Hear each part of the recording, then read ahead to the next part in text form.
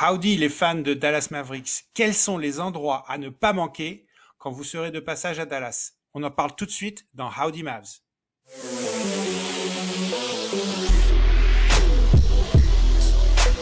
Bien joué.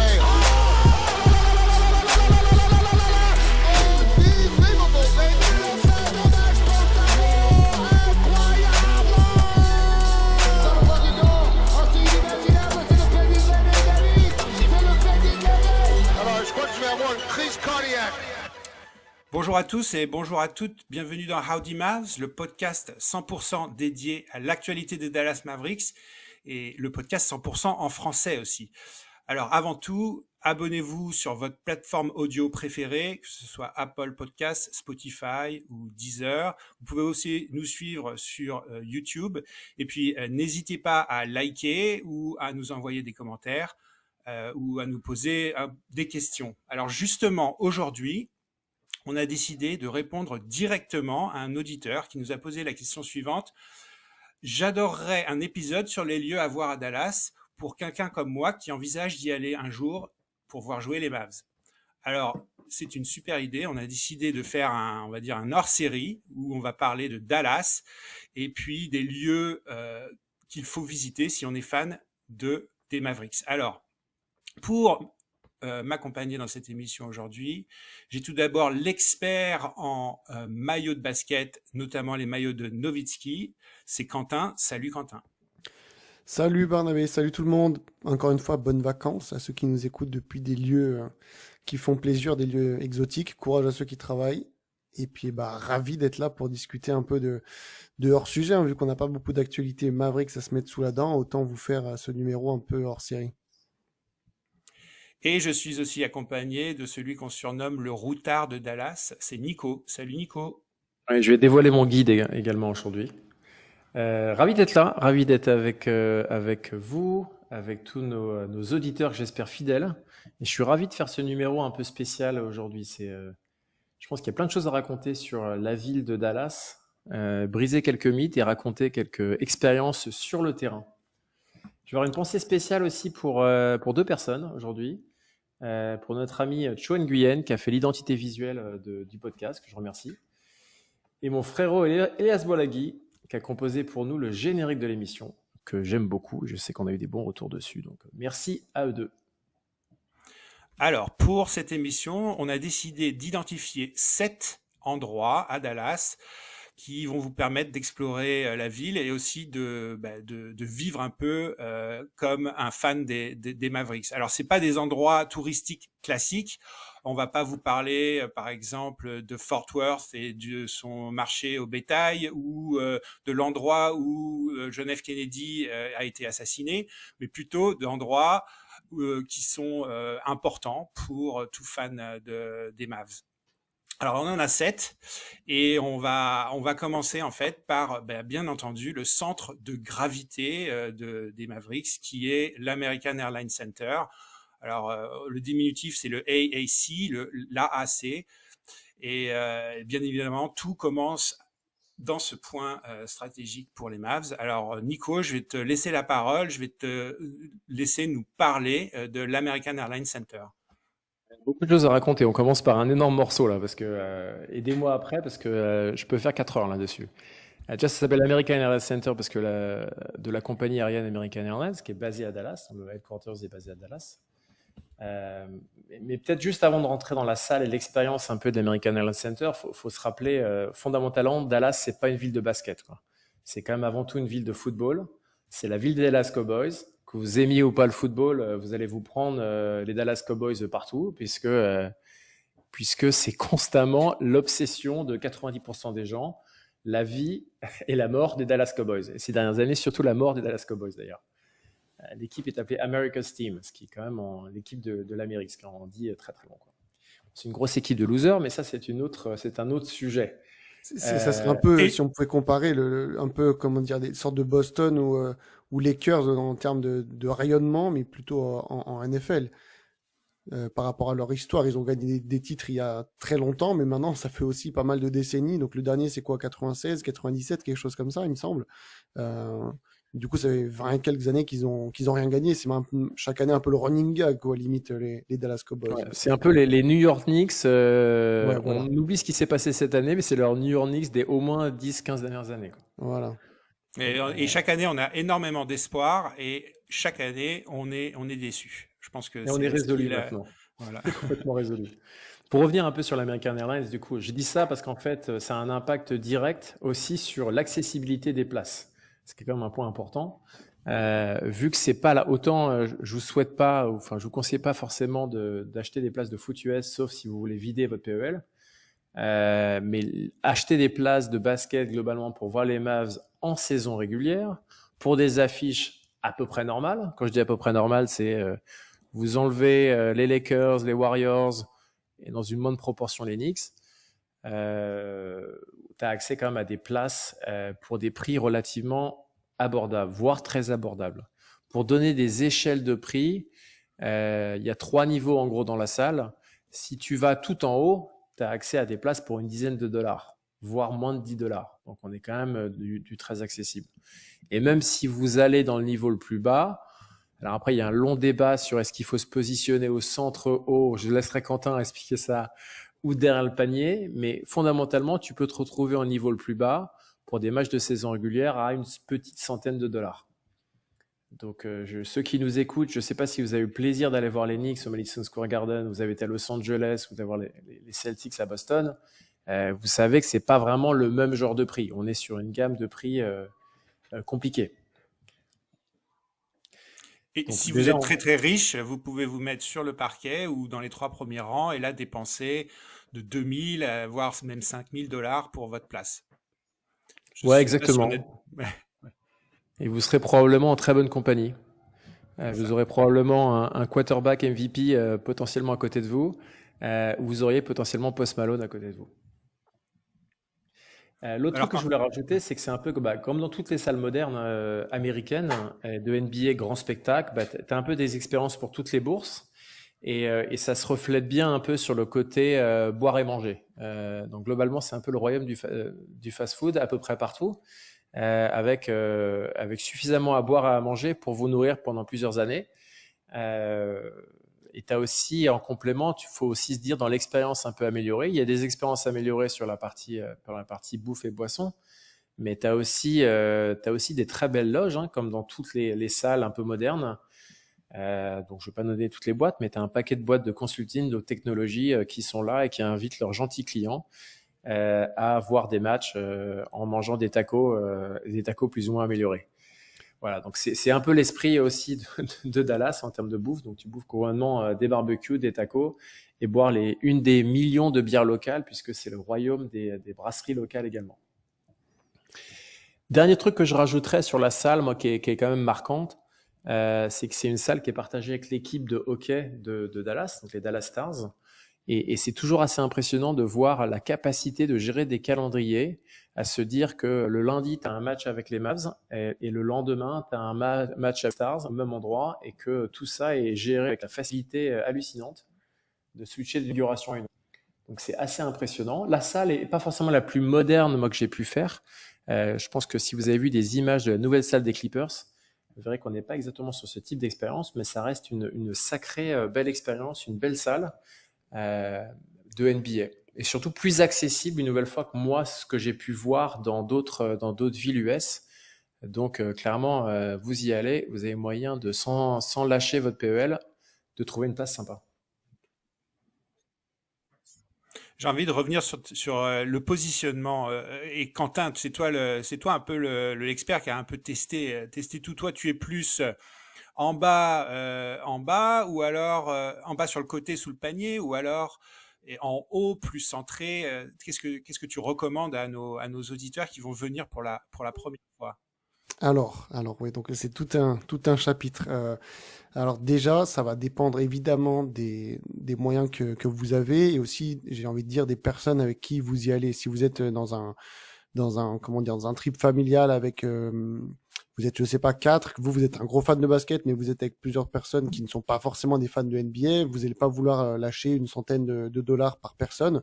Dans ce cas-là, n'hésitez pas à aller sur ce qu'on appelle le troisième anneau, où là, comme disait Nicolas, vous pourrez avoir des places très raisonnables. Moi, je vous conseille dans tous les cas, dès que vous allez quand même en haut, de vous centrer par rapport au terrain. Même si vous êtes lent, vous arriverez à bien voir les joueurs, vous en faites pas, mais ne vous mettez pas forcément derrière les paniers quand vous êtes dans le troisième anneau. Vous allez perdre, je trouve, en clarté. Et pour seulement 10 à 15 dollars de plus, en vous mettant en centré, vous aurez quand même une vue qui est très bonne. Donc ça, c'est si vous êtes voilà un groupe de 4-5 et que vous voulez pas mettre énormément par personne. Si par contre, comme j'ai pu le faire, hein, mes 2 voyages que j'avais fait, là vous êtes prêt à avoir un certain budget, donc de, je sais pas, je dirais 100-150 dollars par match, vous allez avoir une sorte de dilemme, je dirais. C'est que pour cette somme-là, et encore une fois, hein, comme disait Nico, ça dépend de l'adversaire.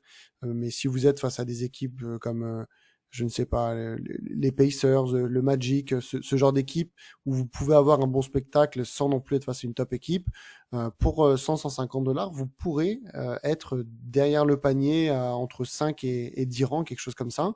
Et à ces endroits-là, vous aurez une super ambiance, une super proximité du terrain, quelque chose qu'on n'a pas quand on est devant notre écran, c'est que vous entendrez les joueurs, les contacts, quand ils se parlent les uns avec les autres, c'est super impressionnant. Par contre, vous allez perdre un peu en clarté sur le jeu, notamment quand l'action elle est de l'autre côté du terrain. Et pour la même somme, vous pouvez sinon être centré, mais là, vous pourrez pas être dans le premier anneau. L'anneau du bas, pour ces prix-là, en général, ça va être au moins 200 si vous êtes vraiment centré. Là, vous allez devoir un peu reculer. Donc moi, ce que je vous conseille, si vous faites plusieurs matchs, c'est de tester les deux.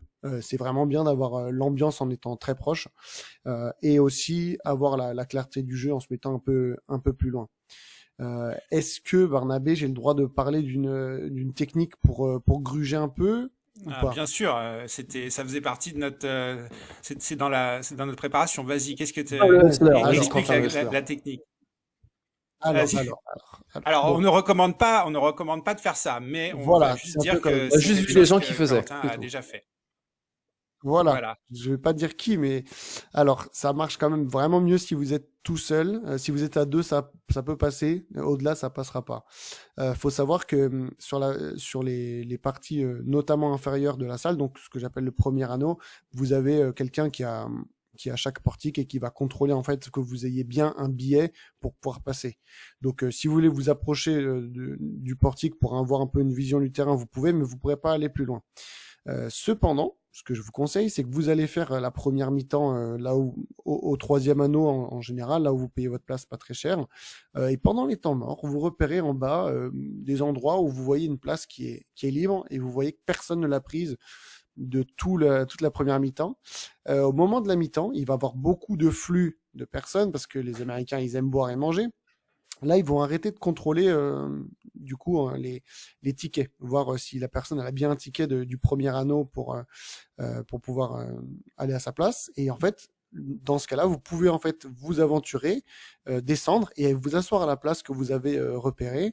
Et moi, j'avoue que je l'ai fait 7-8 fois et j'ai pu me retrouver à des places qui étaient 200, 300, voire même 500 dollars en étant au 4e rang, 5e rang. Et même pour l'anecdote, j'étais le rang derrière Nico Harrison. J'avais le crâne de Nico Harrison devant moi.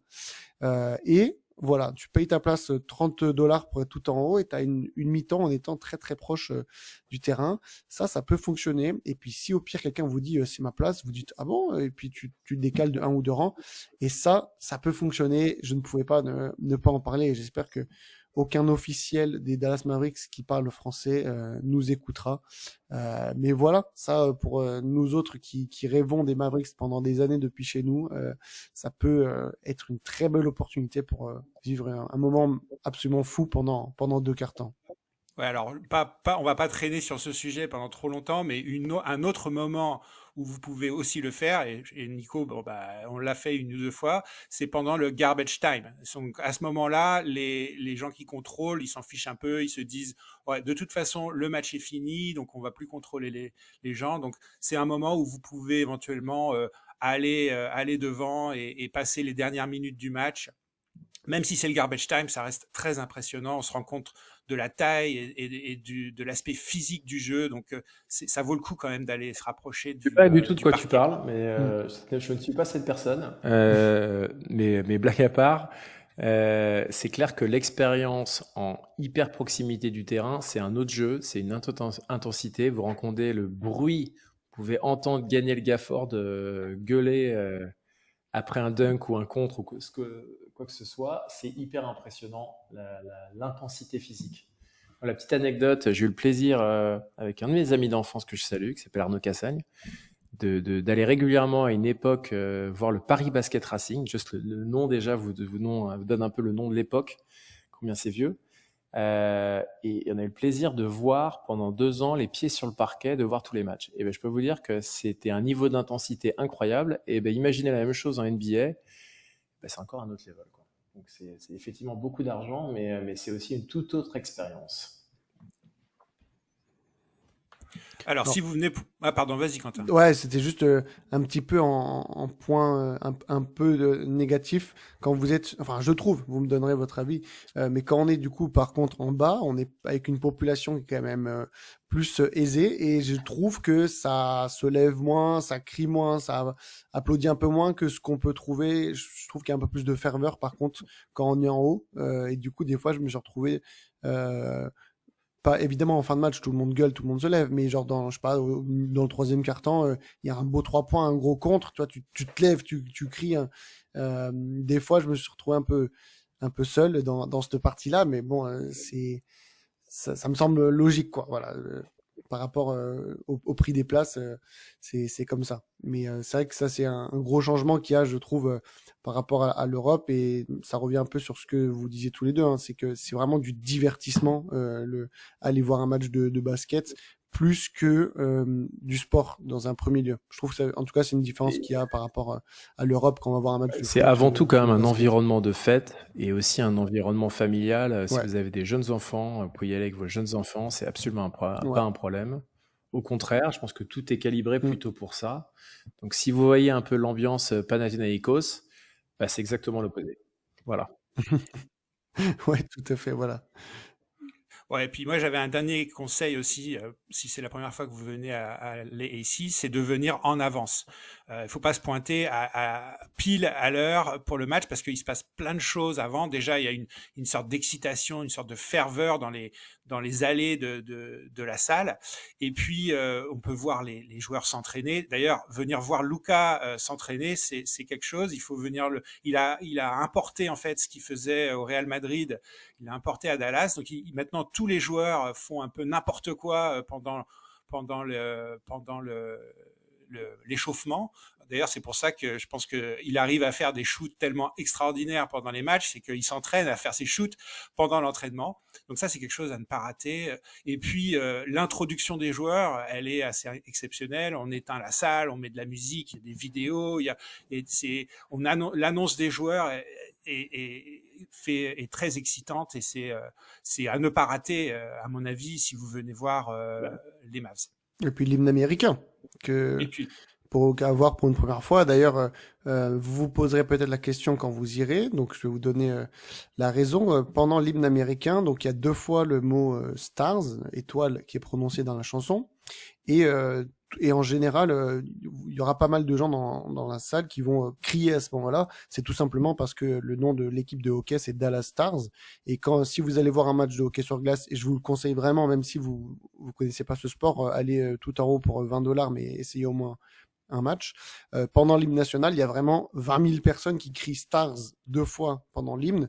Et donc, quand il y a des matchs de basket, on a toujours quelques personnes qui crient aussi à ce moment-là. Je m'étais posé la question au début et j'avais eu la réponse. Mais voilà, ça me fait la passerelle comme ça. Je pense à vous dire, si vous avez l'occasion, que vous venez pendant la saison régulière des Mavericks, vraiment, même si vous connaissez pas le sport, faites un match des Dallas Stars, au moins pour découvrir. Vous verrez, l'ambiance est totalement différente, mais c'est vraiment sympa. Ok, donc on a un peu fait le tour là de l'AAC. Est-ce que vous êtes d'accord pour qu'on passe, parce que là on a 6 autres endroits On rajouterait un truc, Bernard. Allez, je rajoute juste un dernier truc. On parlait. Allez, un dernier truc. Vraiment, on parlait d'arriver plus tôt. Je pense que l'hymne national, c'est un moment, comme tu disais, Quentin, important.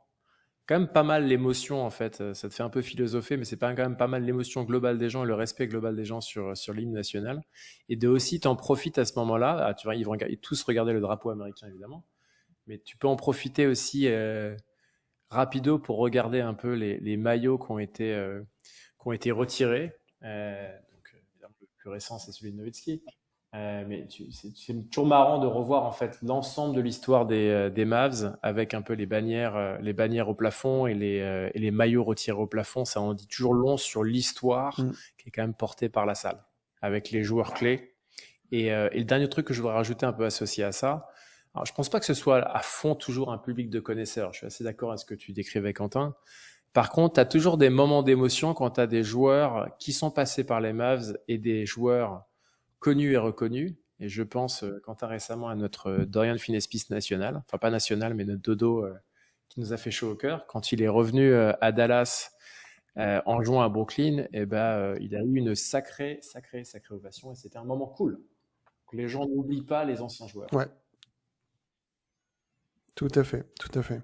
En une phrase, juste pour un truc un peu pratique, si vous avez du coup loué un véhicule ou quoi, je vous conseillerais de ne pas aller sur le parking de l'American Airlines Center qui va être très très cher, c'est-à-dire 40-50 dollars, et plutôt vous allez chercher des rues qui vous feront marcher peut-être 10 minutes, allez 15 maximum, vous ne paierez pas, ou très peu cher. On est européens, ça nous pose... Enfin, pour ceux qui nous écoutent, je pense que la plupart nous sommes européens, ça ne nous pose pas de souci de marcher un petit peu et surtout vous éviterez les bouchons d'après-match qui sont un véritable enfer. Si vous voulez plus de détails, envoyez-moi un message sur le compte Twitter et je pourrais vous donner des adresses. Mais voilà, je pensais que c'était important d'en parler. Ok les gars, bon alors on a fait le tour là de l'AC, je pense qu'on aurait pu continuer, hein. Il y a plein de choses à dire, mais on va essayer d'aller sur des endroits un peu moins évidents dans la ville de Dallas, peut-être des endroits que nos auditeurs ne connaissent pas. Alors déjà on va pas s'éloigner trop de la salle, puisqu'on va parler de la Victory Plaza. C'est en fait un endroit, de mon point de vue, assez magique. C'est une place qui est devant l'entrée principale du American Airlines Center. Et j'aime beaucoup passer par là pour rentrer dans la salle parce que il y a cette énergie et cette excitation. Tous les gens qui se retrouvent, tous habillés avec leur maillot des Mavs, et on sent il va se passer quelque chose, quoi. Donc c'est une place qui est un peu fermée, hein. Elle est entourée de bâtiments de 5 étages. À l'est, il y a des magasins, des restaurants, des bureaux, et à l'ouest, il y a un studio de télévision. Et d'ailleurs, ce studio, il est vitré. Donc quand les présentateurs télé travaillent, on peut les voir en direct. Donc ça donne une certaine, c'est assez magique en fait de voir les gens qu'on voit à la télé, on les voit en vrai, quoi. Il y a aussi des énormes écrans qui annoncent les prochains matchs de basket, de hockey, et puis les prochains événements comme des concerts qui vont être dans la salle. Il y a des restaurants, il y a des bars, donc tout ça, en fait, ça crée une sorte d'atmosphère, et je trouve que cet endroit est un peu magique. J'ai envie d'utiliser ce mot-là. Donc je conseille de passer par là avant d'aller voir un match. D'ailleurs, un petit conseil. Moi, si vous venez avant le match, allez à Victory Plaza, allez boire un verre ou manger un morceau dans les bars et les restaurants qui sont autour, parce que finalement on l'a pas dit, mais dans la salle, la nourriture, c'est pas terrible, hein, honnêtement. Enfin ça c'est mon point de vue. Je sais pas ce que vous en pensez les gars. Et puis surtout vous allez payer votre verre beaucoup plus cher si vous voulez boire un coup. Donc le premier verre ou votre dîner, autant le faire à l'extérieur. Je sais pas ce que... Ouais, après sur Victory Plaza, je trouve aussi que c'est pas non plus très peu cher, mais c'est sûr que ça sera toujours moins cher qu'à l'AIC. Je suis d'accord et sûrement peut-être un peu meilleur. Moi, je voulais juste par rapport à Victory Plaza, je me souviens très bien la première fois du coup que j'y suis allé. Et du coup, pour tous ceux qui sont encore jamais à Dallas et qui vont y aller, c'est en fait un endroit qu'on voit très souvent quand ESPN ou TNT ils vont un peu te teaser le match et ils se mettent de là-bas. D'ailleurs, il me semble que Shaq, Charles Barkley et tout, ils se mettent à cet endroit-là hein, quand ils font leurs émissions pendant les playoffs. Et donc en fait, en tant que fan, c'est un endroit que tu as vu des dizaines de fois. Et la première fois que tu y vas physiquement avec l'American Airlines Center en fond et puis quelque chose de spécial dont on parlera après qui est aussi à cet endroit-là, c'est un sentiment magique. La première fois où tu te dis j'y suis vraiment, je suis de l'autre côté de l'Atlantique, ça y est. Donc voilà, c'est un endroit où vous allez forcément passer et profiter de ce moment. Je sais plus si on l'a dit depuis le début du podcast, mais c'est assez rare que une salle soit dans un centre-ville aux États-Unis. D'habitude, c'est très excentré, faut souvent rouler, c'est que la voiture, rien d'autre. Là, on est quand même relativement dans le centre-ville et ça donne vraiment un endroit qui peut du coup s'accéder à pied. Et quand tu arrives là pour la première fois, c'est super. C'est vraiment donc j'espère qu'il fera beau, mais c'est un peu en quelque chose, un rêve qui se concrétise.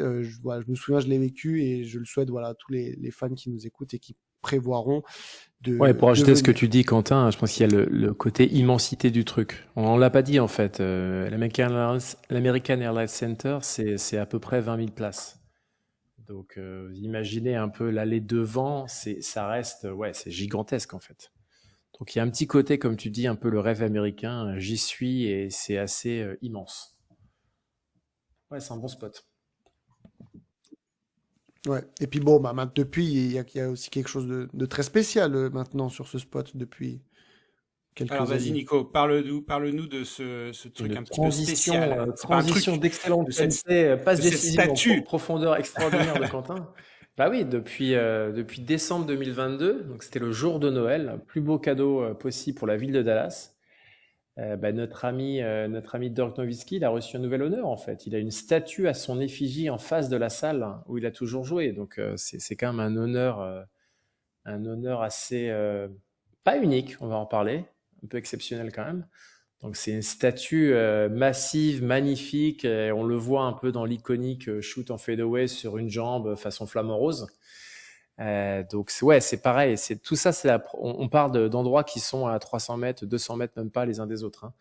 Donc forcément, vous aurez droit. J'imagine que c'est un bon spot de photo Instagram ou équivalent à partager à vos amis parce que bah voilà, tout ça c'est un peu iconique, légendaire.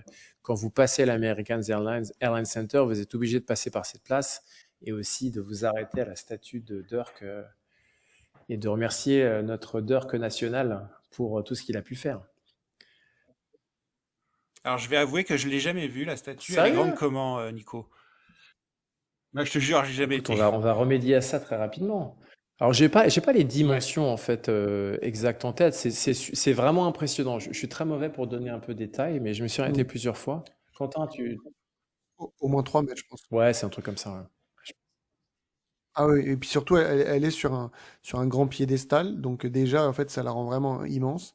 D'ailleurs, dessus, il y a une phrase qui dit la loyauté ne disparaît jamais, mais du coup, disparaît, c'est fade away, donc loyalty never fades away, donc voilà, ça fait le jeu de mots par rapport au fait qu'ils sont en train de tirer en fade away, et ça rend vraiment la statue magnifique. Et d'ailleurs, si vous voulez faire effectivement une belle photo Instagram ou pas, ou juste pour vous. Peut-être si vous y allez en journée, vous aurez la Victory Plaza sera relativement vide vu qu'il n'y a pas beaucoup de piétons aux États-Unis. Alors que si vous y allez après un match, bon, il y aura soit une queue, soit vous aurez plusieurs personnes sur la photo. Mais ouais, clairement, c'est une photo à faire et cette statue, elle est vraiment Moi, j'ai un petit jeu très improvisé à vous magnifique. proposer. Je vous ai pas du tout laissé vous préparer, mais je vous propose de le faire quand même. Parce qu'on disait la statue en fait en face de la salle, on dit que c'est exceptionnel. Mais j'ai fait mes petites recherches et je me suis rendu compte en fait en fouillant sur Google, donc je vous invite à ne pas faire la même chose que moi maintenant. En fait, il y a 12 autres joueurs qui ont une statue en face de la salle où ils ont joué. Donc je ne vais pas vous demander de me citer les 12 joueurs, mais essayez de m'en trouver 3. Bill Russell, je crois que je suis Ah non, quasiment ce n'est pas sûr. Bill Russell. Non. Jordan, Gagné, c'était facile. c'était Bah, facile. il y a Shaq, Magic devant Ah le ouais, bien Staples. sûr, bien sûr. Il y a un paquet de joueurs des Lakers en fait. Maintenant, mais il y a maintenant Kobe, évidemment, qui a Absolument. été mis. Il doit avoir Karim Abdul-Jabbar. Mais bon, là, du coup, c'est un peu facile d'aller que sur les Ah, je Lakers. pensais qu'on faisait chacun son tour, Quentin. Ah, Ok. pardon. Non, non, mais vas-y. Et je suis choqué pour Bill Russell. C'est pas devant le TD Garden, alors, mais il y a une statue de lui, c'est sûr, à Boston. Mais c'est-à-dire que c'est pas devant le TD Garden, alors. J'ai regardé, tiens, on va aller. Allez, je vous propose. Ah, Kim Alors, Olajuwon, elle est à Houston aussi. Il est devant, il a une belle statue en train de faire le Dream. Bah, vous êtes pas mal. alors, quelles sont les autres équipes, Nico, Allez, qui ont une je vous donne statue? un duo qui a joué à Utah pendant des années. Un facteur et son copain. Est-ce que tu Ah, peux? oui. Mhm. Ouais. Stockton Malone. Alors, donc là, ça compte pour Non, deux ça ou compte ça pour, compte pour oui, une? ça compte pour deux. Ils ont chacun leur statut. D'accord, Bon, d'accord. on va tous les faire, mais vous avez été très bon. Vous avez été très bon. Il y a beaucoup, beaucoup de On va pas Lakers. En tous gros, les c'est ce faire. que ça veut dire. Faut rajouter juste Elgin Baylor, Jerry West. Il y a Dominic Wilkins à Atlanta bien. aussi qui a sa statue, et Will Chamberlain à Philadelphie. Et pour la petite anecdote que je trouve fascinante, Magic, donc il a évidemment sa statue à Los Angeles, mais il a aussi une statue dans sa fac à Michigan State. C'est quand même la grande classe. Tu as une statue à la fois dans ton équipe NBA et dans ta fac. Mm. Bon, on fera un podcast un jour pour savoir si Luka va avoir sa statue aussi à Downtown C'est Dallas. bien parti. Hein. Est-ce que vous voulez passer au prochain endroit? Alors celui-là, c'est pour Quentin. Oui. Comme je disais en intro, j'étais le spécialiste maillot de basket. Donc vas-y, parle-nous de The Tout à Hangar. fait, tout à fait, tout à fait. Alors, encore une fois, on va pas beaucoup s'éloigner. The Hangar, c'est le nom de la boutique des Dallas Mavericks. Donc, vous avez une boutique qui est située sur Victory Plaza, qui est ouverte voilà, aux horaires normales d'un magasin, on va dire, en semaine. Et elle sera aussi ouverte, évidemment, les soirs de match. Vous avez, du coup, deux autres boutiques qui sont dans l'American Airlines Center, qui s'appellent aussi The Hangar, qui, eux, sont ouverts quand il y a les matchs.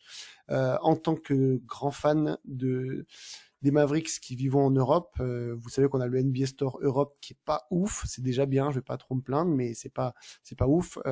Quand vous allez au hangar la première fois et que vous voyez qu'ils ont un rayon Tongue Dallas Mavericks, ça rend vraiment ça rend fou quoi. C'est un truc de malade. Donc c'est aussi la boutique des Dallas Stars, ça fait les deux. Vous pourrez vous faire plaisir à acheter les maillots, sachant que par contre ils sont c'est un peu cher hein, et puis vous avez les taxes qui sont non comprises quand vous achetez le truc, c'est à la caisse que vous découvrez le prix, donc ça sera environ $110, $120 des fois le maillot. Mais vous pouvez pas que des maillots, avoir plein d'autres choses qu'on trouve pas forcément chez nous, notamment des vestes, des hoodies, des trucs qui sont vraiment un peu collector. Et donc voilà, ça The Hangar c'est situé sur Victory Plaza, et sinon le soir des matchs ça sera évidemment disponible. Si vous y allez si vous allez à Dallas en juillet, donc bon c'est un peu raté pour les matchs de saison régulière, et puis au niveau de la météo je déconseille, mais sait-on jamais, The Hangar organise une fois par an pendant quelques jours une sorte de grande braderie de tous leurs maillots, et là vous arrivez donc il faut être là 2-3 heures à l'avance parce qu'il y a une queue qui est immense, et vous avez des maillots pour 10, 15, $20. Par contre vous vous doutez bien que les maillots à 10, $20 c'est pas les Luka Doncic, ça sera du Porzingis, ça sera du Salamejri, voilà, c'est ce genre de truc qui traîne au fond des cartons, qu'il faut écouler, mais ça peut toujours être sympa pour avoir des maillots des swingman, voire même là les officiels qui sont vraiment à 250 à des prix réduits, mais voilà, ça c'est vraiment pour une courte période.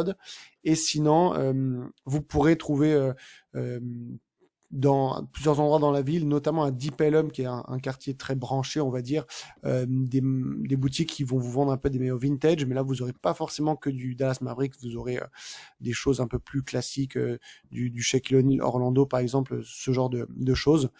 Et enfin, mini hors sujet, mais la boutique en ligne de Dallas Mavericks, Dallas Mavs Shop, permet d'envoyer en Europe si vous le souhaitez, s'il y a des articles qui vous voulez vraiment. Par contre, vous avez des frais de port qui vont être de $60-70, mais c'est possible. Voilà, si vous n'allez pas à Dallas mais que vous voulez vraiment un article qui est disponible que là-bas, c'est possible de se le faire envoyer. Sinon, voilà, profitez du hangar et de ses multiples goodies et autres Dallas Mavericks. Donc Quentin, tu es en train de nous révéler qu'il va y avoir une opération de masse de vente de maillots de Tim Hardaway Jr. annoncée dans la prochaine grande brocante. Ah ben voilà, tu vois, c'est l'exemple parfait. Leur prochaine braderie, il va y avoir du Tim Hardaway Jr. à profusion. Je pense du Grant Williams, il doit rester quelques cartons. Mais ce qui m'a vraiment choqué, c'était le fait que, on en a parlé dans notre précédent podcast, il me semble, hein, le trade de Porzingis, il est surprise. Et tu vois la quantité de maillots qu'ils produisent pour les franchise players, parce qu'évidemment des Luka il y en a des milliers, mais ils avaient aussi fait des Porzingis par milliers, et je me souviens que ça m'avait vraiment choqué les montagnes vraiment les montagnes d'étendage Porzingis. C'est-à-dire les Marjanovic ou les Mejri, c'était quelques-uns, mais là, on parlait Moi, j'ai une vraiment autre de question centaines. pour vous. Et on était ensemble, non, Nico? Petite Vas-y. anecdote, on était ensemble, je crois, le match ou un ou deux matchs après le trade de Porzingis, on était à l'American Airlines Center. Pas besoin d'aller au outlet, hein. Je crois qu'il les bradait avec 75% de solde. Je sais pas si tu te rappelles, il y avait des maillots de Tout à fait. Porzingis partout. Ils étaient à 30 dollars, 40 dollars. C'est incroyable. Peut-être le match après Ouais, le ça va trade. vite. Ça va vite en haut et en bas. Ça va très vite toujours à NBA. Tout à fait. Et les maillots Klay Thompson sont d'ailleurs déjà disponibles à The Hangar, s'il y en a qui sont à Dallas. Question pour vous, moi, Quentin. Vu que je parlais de On Deep t'a parlé Ellum, des maillots, mais je pense que pour ceux qui n'ont pas le plaisir d'être sur place, ils se posent peut-être la question, qu'est-ce qu'on voit comme maillot, en fait, concrètement, quand on va à l'American Airlines Center? Est-ce qu'on voit que du Dirk? Est-ce qu'on voit que du Luka? Qu'est-ce qu'on voit porté par les fans des Mavs?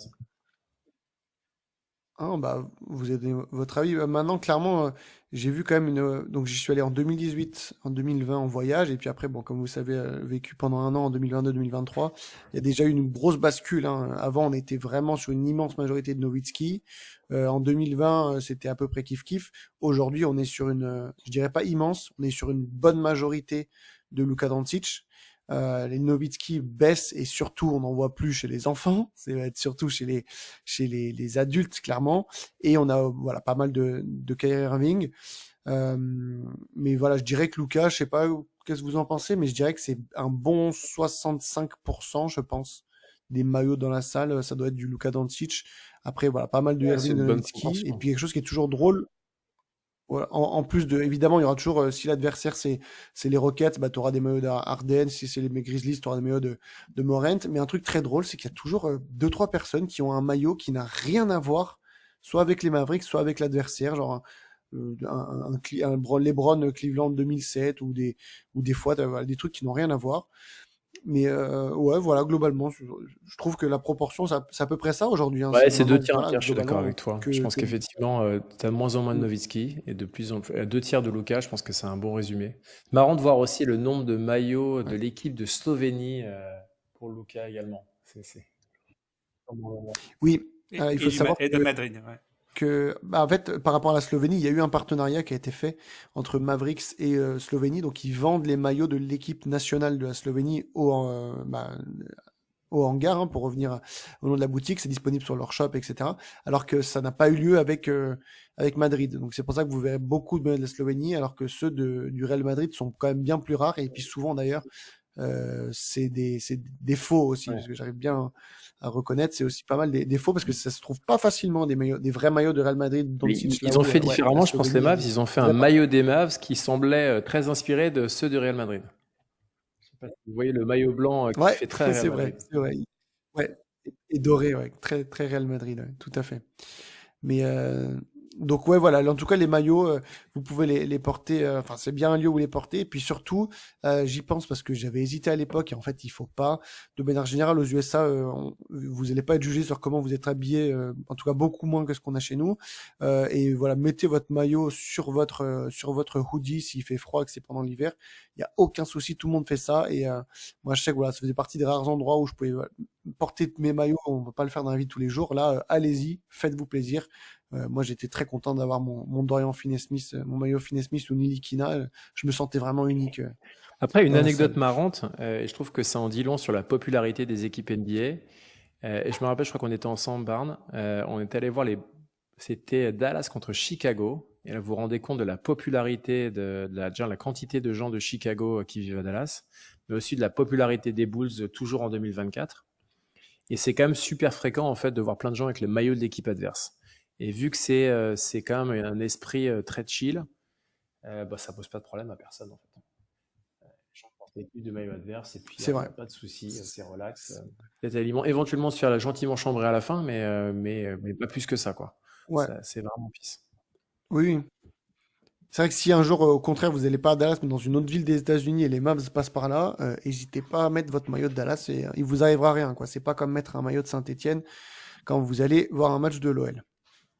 Il n'y a pas de cop dans la Non, salle. malheureusement. J'ai vu que les Clippers voulaient en faire un d'ailleurs. Ça serait une bonne idée, mais j'y crois pas trop. J'ai une autre Les dernière Américains. anecdote marrante, je pense que vous le savez, aux au Texas particulièrement, mais à Dallas aussi, il y a quand même une grosse culture du basket universitaire. Une de mes grandes surprises, c'est que je m'attendais à ce qu'il y ait beaucoup plus de maillots et de ferveur. Je reformule, plus de maillots d'équipes universitaires de Dallas dans les salles des Mavericks. Ce qu'on voit très peu en fait. Donc il y a quand même l'impression que le lien entre le basket universitaire et l'équipe des Mavericks, il n'est pas si évident que ça. Non, clairement pas. Le basket universitaire a beaucoup moins de succès que le football universitaire. Le football universitaire est presque plus populaire que le football professionnel, alors que dans le basket, largement, la NBA est largement plus populaire que le basket universitaire. Le basket universitaire est populaire juste pendant le mois de mars, pendant le tournoi, mais sinon, pas vraiment. Et puis c'est plus ça à Austin, il me semble, les facs qui font vraiment de la médiatisation. À Dallas, il n'y a pas. Ouais, enfin, il y a des facs qui ont sorti comme un paquet de joueurs. Ceux qui pensent à Texas A&M, Texas Tech, ça a sorti quand même des grands joueurs NBA. Après, c'est pas University of Texas à Austin, effectivement. Voilà, la plus grosse salle où KD est sorti, c'est Austin. Ouais, c'est ça exactement. Je pense à celle-là. Enfin, Miles Turner et tout. Bon allez les gars, on va s'éloigner un petit peu là de l'AAC et on va aller à Deep Ellum. Quentin, est-ce que tu peux nous parler de ce qu'on peut trouver à Deep Ellum? Ouais, tout à fait. Alors bon, en plus d'être un quartier très festif, très branché, où je vous déconseille de vous balader la nuit, mais par contre la journée, il y a aucun problème, et le soir c'est très festif, pardon, et c'est même un énorme sbeu les vendredis et samedi soir. À Deep Ellum, vous trouverez la fresque magnifique et très connue, je pense. La plupart ont vu la photo de Nowitzki là qui a les bras écartés le long d'un mur. Cette fresque, elle est située à Deep Ellum, donc je vais vous donner l'adresse si vous voulez y aller. Vraiment, je conseille. Donc c'est 2934 Taylor Street à Dallas. L'artiste c'est Josh Mittag et vraiment donc c'est un parking. Hein. Clairement, c'est derrière un magasin, c'est dans même excentré de Deep Ellum, donc il n'y a rien à faire autour de la fresque, mais juste allez-y pour prendre la photo. Il n'y a pas grand monde. Avec un peu de chance, il n'y a aucune voiture garée devant et vous pourrez prendre une photo vous devant la fresque. Et voilà, moi je l'ai fait. J'arrive même pas au niveau du Dallas qui est sur le maillot de Nowitzki. Je fais 1m85, donc pour vous donner l'image de la fresque, elle doit, je sais pas en longueur combien elle fait, peut-être 15 mètres en hauteur, elle doit en faire 5-6. Enfin, elle est vraiment magnifique, très réussie, je trouve.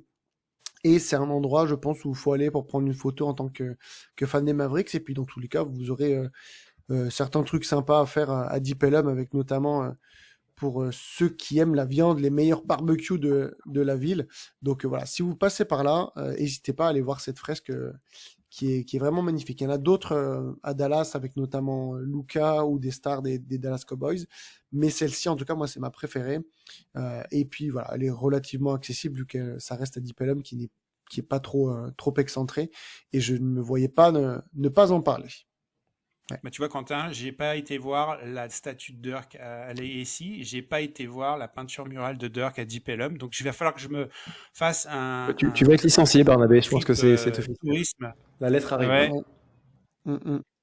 Je vais aller tout de suite à Downtown pour essayer de remédier à ça. Ouais, on veut une photo. Bien sûr. Alors, est-ce qu'on peut parler des Texas Legends, ou alors est-ce que Nico, tu veux nous parler de l'ambiance dans la ville pour tous les matchs, juste peut-être une minute sur comment voir les matchs des Mavs si on va pas à la. Ouais, je pense que je vais faire écho à ce que tu disais, Quentin, au tout début. Si pour X raisons vous réussissez pas à traîner tout le monde pour aller voir les Mavs à l'American Airlines Center, ou si vous êtes vraiment super fauché et que vous préférez voir le match dehors, ailleurs, dans des bars, sachez que c'est plus que possible, puisque je pense que si vous avez déjà été aux États-Unis, vous avez vu le nombre de bars avec des télés partout, et sachez que le Texas ne fait pas vraiment exception. C'est une folie des télés dans à peu près tous les bars. Mais ce qui est un peu différent, je trouve qu'il y a beaucoup de Biergarten. J'ai pris mon meilleur accent allemand. Pas pour uniquement la blague, juste pour dire qu'il y a, il y a une culture en fait des Biergarten à l'allemande au Texas, à Austin, mais aussi à Dallas. Donc c'est quand même des grands espaces avec les bancs très relax. Là où ça fait la différence, où c'est super appréciable ici, c'est que tu as quand même un climat très favorable, on va dire à Dallas. Donc tu peux tout à fait te faire, notamment pour les playoffs, je connais quelques personnes dans ce podcast qui l'ont fait, tu peux te regarder les matchs de playoffs dans des beaux beer gardens où il fait beau, et tu peux te régaler en mangeant un truc plus ou moins bon, et en tout cas boire quelques bières locales pour pas forcément très cher. Donc il y a plein de spots cool. Et vous allez retrouver à cette époque-là plein de fans justement qui, à défaut d'avoir vu le match, de voir le match en direct dans la salle, sont dans les bars avec leurs jerseys.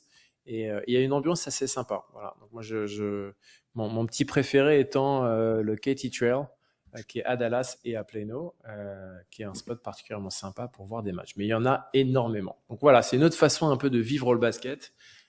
Très sympa. Voilà, et c'est un deuxième endroit où il faut pas hésiter à mettre son maillot. On peut le mettre à la ici, et puis aussi, même quand on va voir un match à la télé dans un bar, on met son maillot. C'est normal, tout le monde fait ça. Totalement. Et juste pour revenir un peu sur faire le parallèle entre ce que tu dis, Nico, et ce que tu as dit en tout début de podcast, je conseille, si vous venez entre septembre et janvier, d'aller dans un de ces bars quand les Dallas Cowboys y jouent. Parce que évidemment, quand les Mavs jouent, c'est sympa, mais si c'est en saison régulière, ça s'arrête à c'est sympa. Si vous allez voir les Dallas Cowboys, enfin, dites-moi votre impression, hein, les gars, mais je retrouve l'ambiance qu'il y a quand il y a un Euro ou une Coupe du Monde et qu'on regarde l'équipe de France de football. Vraiment en termes de ferveur où tout le monde, enfin, si tu vas évidemment dans un bar, un vrai bar sportif qui est plein, pour les Cowboys, ça sera souvent plein. Et là, il y a vraiment une super ambiance. Et c'est quelque chose à vivre, même si tu comprends pas forcément tout au football américain, juste pour l'ambiance, c'est vraiment sympa. Alors que pour les Mavs, on le retrouve peut-être plus vraiment en playoff, où là, évidemment, les gens vont être à fond. Je me rappelle, là, pour mes derniers mois, quand j'étais encore à Dallas, il y avait le fameux run de l'équipe de baseball. Et pareil, en saison régulière, on n'en a pas grand-chose à faire du baseball avec 3 matchs en 3 jours. Mais pour les World Series, donc la finale, là, il y avait aussi des vraies ambiances dans les bars, les gens étaient à fond, mais c'est plus réservé, je trouve, au playoff, là où chaque match de saison régulière des Ah ouais, Cowboys, c'est impressionnant. Mais juste pour qualifier un peu, moi je trouve la passion pour les Cowboys, t'as raison, l'exemple des bars, c'est un bon exemple. Moi j'en prendrai un deuxième, c'est que le stade, je crois qu'il fait 80 000, mais j'ai en tête qu'il fait plus que ça, je crois qu'il fait même 90 000, l'AT&T Stadium. Ouais. Mais le tailgating, qui est l'activité favorite des fans des Cowboys, qui est de concrètement d'être en face du stade avec ton pick-up truck, éventuellement de manger en même temps et de boire, et avec des écrans géants en direct de ton pick-up, et tu as autant de gens dehors en face du stade que dedans.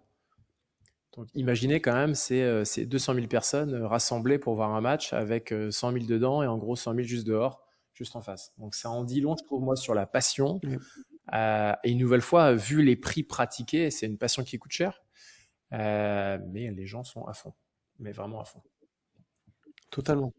D'ailleurs, si je puis me permettre un mini hors-sujet, enfin, pas hors-sujet, non, mais par rapport à ce que tu dis, Nicolas, effectivement, le prix des places, c'est aberrant. Ça va être minimum $200 pour être très, très, très, très loin.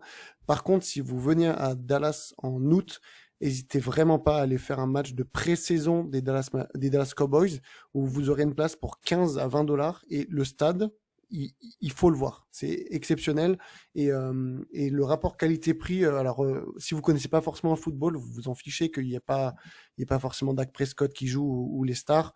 Mais par contre, vous aurez un match de football américain, l'hymne américain, l'ambiance et ce stade qui est vraiment à voir au moins une fois parce qu'il est impressionnant. Et là, vous aurez vraiment une place pour $20. Vous en aurez pour plus cher pour vous garer que pour la place de pré-saison. Voilà, vraiment pour la pré-saison, ça vaut le coup. Sinon, gardez votre argent pour autre chose si vous n'êtes pas fan de football américain. Il y a un autre truc, je sais pas si on l'a dit en fait, j'ai perdu le fil, mais à la fois l'AT&T Stadium et l'American Airlines Center, c'est en plus d'être des enceintes de sport, c'est aussi des enceintes de spectacles et de concerts.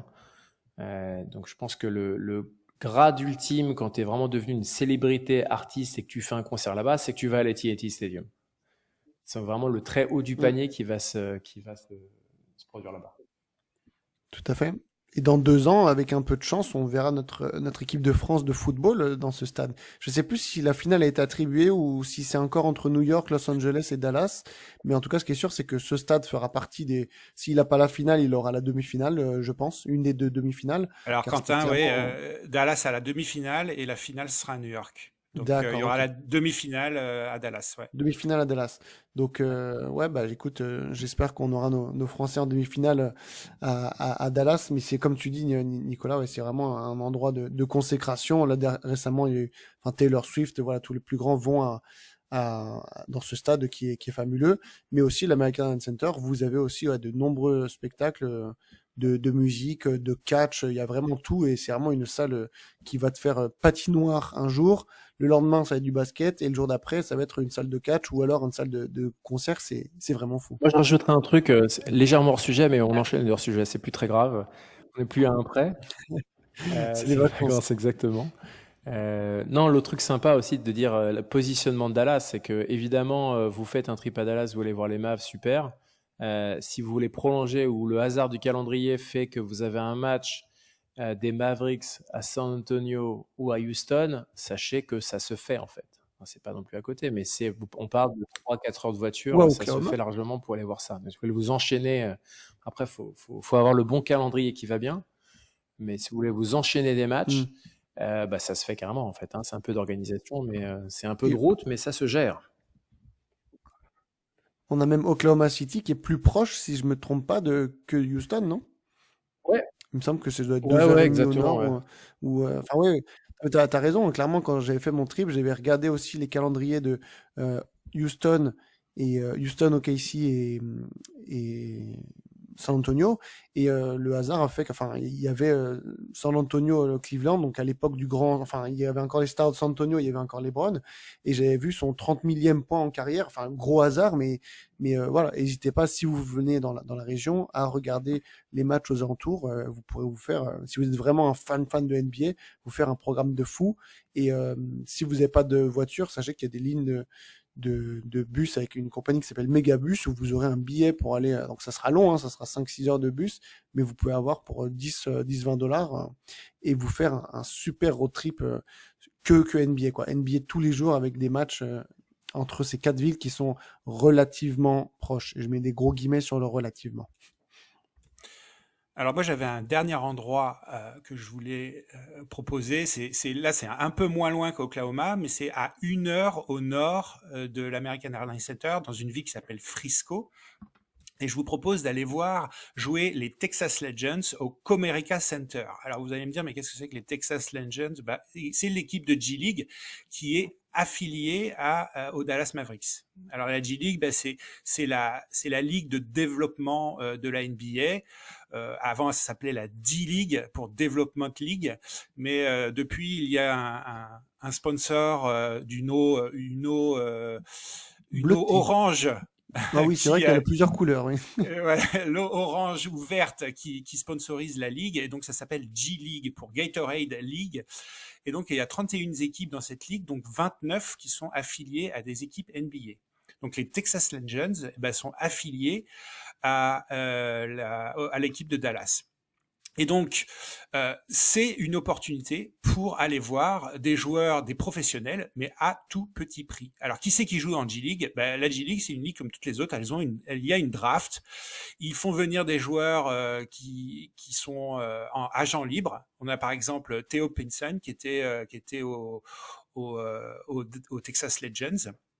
Et puis, on va y faire jouer des joueurs qui sont sous contrat NBA, mais qui ont besoin de temps de jeu ou qui ont besoin de développement. Par exemple, Olivier Maxence Prosper a passé pas mal de temps en G-League la saison dernière. Et puis, on pense, même si on espère qu'il va avoir quand même des minutes avec Dallas, on pense qu'il va aussi jouer pas mal de temps avec les Legends. Il faut aussi dire qu'il y a certains joueurs qui décident de ne pas aller à l'université, mais qui veulent avoir une expérience professionnelle et qui vont directement en G-League avant de se faire drafter en NBA. Par exemple, Jaden Hardy a fait ça. Il est allé jouer en G-League Ignite avant de se faire drafter par Dallas. Ils veulent de Et l'argent finalement, aussi, parce qu'ils sont pas et payés à en plus, l'université. exactement. Et en dernier point, il y a des two-way players. Donc ça, c'est des joueurs qui ont signé dans l'équipe NBA, mais qui ne peuvent y jouer que un certain temps. Je pense que c'est 45 jours par saison. Et donc, on dit qu'ils sont two-way parce qu'ils vont jouer à la fois en G-League et à la fois en NBA. Donc cette année, il y a 3 joueurs qui sont en two-way contract avec les Mavs. Quentin, tu me dis si je me trompe, mais Alex Fudge, Brandon Williams et Kessler Edwards sont les 3 joueurs en two-way, donc qui vont jouer en G-League la plupart du temps et qui vont parfois aller jouer en NBA. C'est pour ça que la NBA a 15 joueurs dans leur effectif, plus 3 joueurs en two-way. Bref, j'ai dit tout ça pour dire que si vous voulez aller voir les Texas Legends, vous pouvez voir des joueurs pros, le niveau de basket est très bon. Et bien entendu, c'est beaucoup moins cher, beaucoup plus accessible que d'aller voir les Mavericks. C'est même effectivement, il y a un bon niveau de basket et surtout c'est vraiment des jeunes hein, globalement. C'est beaucoup de jeunes joueurs, donc ça va vite. C'est très athlétique. Vous allez aussi avoir pas mal de spectacles. Ça sera peut-être un peu moins précis, mais en tout cas en termes d'athlétisme, d'explosivité, vous aurez votre compte et vous aurez même des fois votre compte pour zéro. On peut des fois se débrouiller Enfin, il y a des places des fois qui sont offertes ou quoi. Et puis au pire, si vous payez, ça sera 5 ou 10 dollars pour être vraiment très proche du terrain. Donc si vous avez la possibilité, ça vous offre aussi une belle expérience de basketball professionnel en étant très très proche du terrain. Et je vais faire comme Quentin le Hustler, Ouais, c'est effectivement très facile d'avoir des places gratuites. Je n'en dirai pas plus. Si vous voulez en savoir plus, pareil, vous pouvez nous contacter. On vous expliquera comment avoir des places gratuites pour les Texas Legends. Bon, après, je vais un peu... je vais balancer une petite crotte de nez là, mais enfin, c'est athlétique, mais enfin, c'est quand même une ligue de développement. C'est aussi surtout beaucoup de ligues où on veut se montrer. C'est quand même une ligue où on veut pas rester. Donc, vous attendez pas à des grands élans de jeu collectif. Hein. C'est pas trop l'idée. Hein. Mais l'athlétique, c'est Après, ouais, je pense qu'on n'y va pas forcément pour le basket, mais on y va plus pour l'expérience du fan. Parce que, évidemment, pour faire venir les gens, bon, des fois, ils vous offrent les places, ça c'est vrai. Mais aussi, on essaye de faire une ambiance hyper familiale et encore plus bon enfant que à l'American Airlines Center. C'est une ambiance très locale. En fait, c'est exactement comme la NBA, mais en plus petit, plus accessible. Et c'est rigolo, je peux vous donner plein d'anecdotes. En fait, moi, j'y suis allé personnellement en 2017. J'y suis allé qu'une fois, mais j'ai eu la chance de voir, tu vois, j'ai vu Salah Mejri et Justin Anderson pendant cette saison-là. Ils étaient venus jouer en G-League à ce moment-là, donc je les ai vus jouer. J'y suis allé parce que ma fille a chanté l'hymne national en début de match. Donc vous voyez l'accessibilité. Ma fille, elle était je crois, en école primaire et donc sa classe avait été invitée pour chanter l'hymne national. Elles ont chanté. On rigole aujourd'hui parce qu'elles ont chanté tellement faux que c'était mémorable. Mais juste pour vous dire, donc c'est 4500 places, hein, c'est petit, donc on est vraiment proche du terrain. Les prix des places, c'est entre 10 et 30 dollars. Je pense que même si vous voulez vous offrir une place sur le parquet, c'est impossible sans se ruiner. Les cheerleaders, donc on les voit, elles passent dans les rangs, on peut se faire prendre en photo avec. Les t-shirts, les cadeaux, on a 2 fois plus de chances ou même 3 fois plus de chances d'en récupérer quand ils sont tirés. Tout le monde a accès au parquet au début du match, donc c'est tout le monde pendant l'échauffement et autour du parquet. Et puis à la fin des matchs, et c'est ça qui m'a marqué, tous les joueurs se mettent à disposition et sont sur le parquet et vous pouvez venir leur parler, vous pouvez venir demander un autographe ou vous faire prendre en photo. Donc j'avais eu la chance d'aller voir Mejri et de lui parler. Donc c'était assez cool. Voilà, donc c'est pas évidemment le spectacle, il est pas aussi grandiose, le basket il est beaucoup moins impressionnant, mais c'est super pour les enfants, pour faire voir du bon basket à tout petit prix, et puis voilà, passer un beau moment. Moi je le conseille, hein. Tu devrais y aller Nico avec tes filles, tu vois, c'est super pour les enfants. Eh ben, Ça me fait penser, parce que effectivement, tu parles de disponibilité d'autographes, etc. On m'a pas mal posé la question sur Twitter. Par rapport aux joueurs, du coup, de NBA, c'est compliqué. Enfin, il n'y a pas vraiment de recette miracle pour avoir un joueur et avoir un autographe. Et je parle même pas d'un Luka ou d'un Kyrie, hein. Les joueurs font pas forcément s'arrêter. C'est que au niveau des tunnels, mais en fait, il faut avoir des places qui sont dans l'anneau inférieur.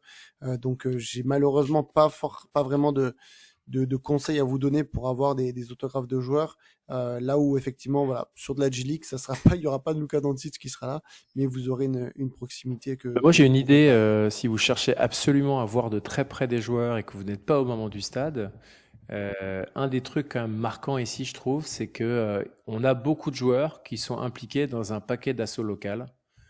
Je ne sais pas si vous connaissez le NBA Cares, mais c'est quand même un paquet de joueurs qui se retrouvent du coup dans visites d'hôpitaux, opérations dans les supermarchés, machin. Donc si vous êtes armé de beaucoup de patience, là, je ne vais pas dire que tous les joueurs, mais on a quand même beaucoup de joueurs qui font des opérations locales et qui sont présents pendant 3 heures sur le Home Depot de tel lieu ou qui vont faire des signatures de paires de godasses dans des magasins de sport connus.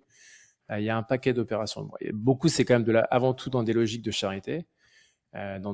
Pour des événements particuliers type Thanksgiving, mais pas que. Il y en a un paquet. D'ailleurs, pour l'anecdote, je pense que notre Dwight Powell national, on s'en moque gentiment, mais qui doit être le mec que je vois le plus impliqué dans tous les événements de charité associés aux Dallas Mavericks. Si vous suivez les Mavs sur les réseaux sociaux, vous verrez à peu près constamment Dwight Powell dans toutes les opérations de ce type avec les Mavs. Ce qui est admirable de sa part.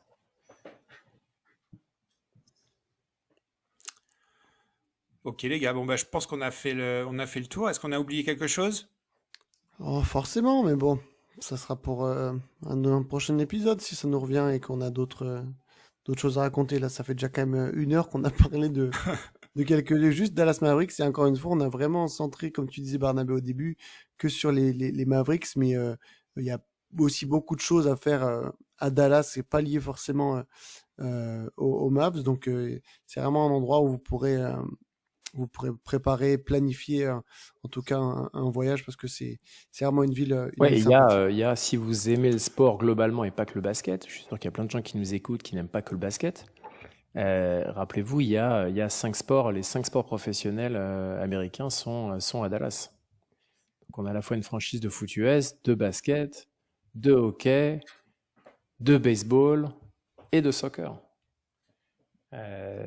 Donc forcément, ça a des périodes différentes de l'année. Et on parle même pas du foot universitaire. Donc concrètement, Dallas, c'est quand même une ville qui est très branchée sur le sport. Ouais. Les Dallas Wings aussi pour le Absolument, ouais. WNBA pendant l'été. Il faudra qu'on en parle d'ailleurs, parce qu'il y a 2 Françaises quand même dans l'effectif, donc ça mérite qu'on en parle. Si elles vont en playoff, on pourra On peut-être faire pourra une même émission parler là-dessus. du coach du FC Dallas. Ah oui, alors là, on s'éloigne, on parle plus de Ah mais au basket. moins il est français. C'est un il premier. est temps, C'est une anecdote incroyable quand même. Ouais, Peter Luxin. Si vous vous rappelez notre ami Peter Luxin ça sort à Bon, les l'OM gars, à Bordeaux, je pense et qu'il est temps aujourd'hui, après avoir été entraîneur des équipes de jeunes, il est entraîneur principal du FC Dallas. Voilà. Donc, c'est une anecdote. On s'éloigne, mais c'était quand même marrant. ouais. Bon, allez, on va s'arrêter là. Je pense qu'on a fait le tour. N'hésitez pas à nous envoyer vos commentaires, à nous poser des questions. Vous voyez, vous nous posez une question et on fait une émission d'1 heure. Donc, n'hésitez pas et on se dit à la prochaine fois. Ciao. Salut tout le monde.